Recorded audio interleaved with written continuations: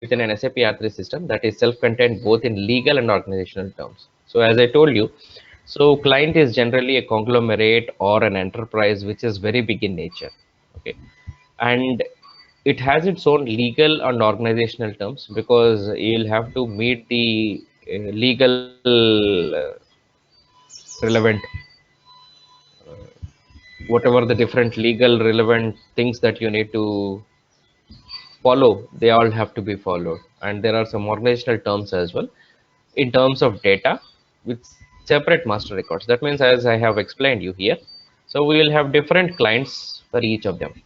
Now that if you want to have a separate data, you can have separate data for each of these different clients. Okay, so you can have separate data or you can have a copy of the data. But if you do some development here and if it is not there in the quality and production, if you have not moved that, so there will be a separate data that would exist in each of these clients. So that means you can simply say that the data that it has in the production might be different from the data that you have in the quality, that might be different from the data that you have in development.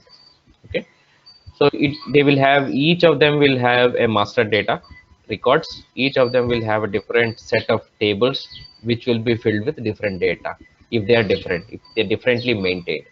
Okay, so it is a synonym for group or a conglomerate. Client has its own business or administrative units. That means, as we have explained, as I have explained, so a client can have different company codes. So here you will have a separate company code for Geo, Reliance Petroleum. Okay, and similarly for Reliance Retail, you will have a separate company code like this. So this is what it says. It has its own business and or administrative units.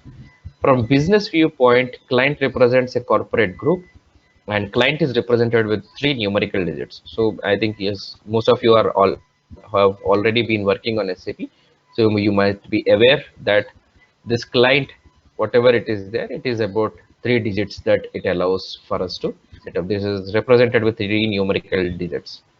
So generally, if it is a fresh client, it would be with 001. So that is actually the client that has been given by SAP. So that will be copied and these different clients will be made so that you can make some changes to that client. Okay.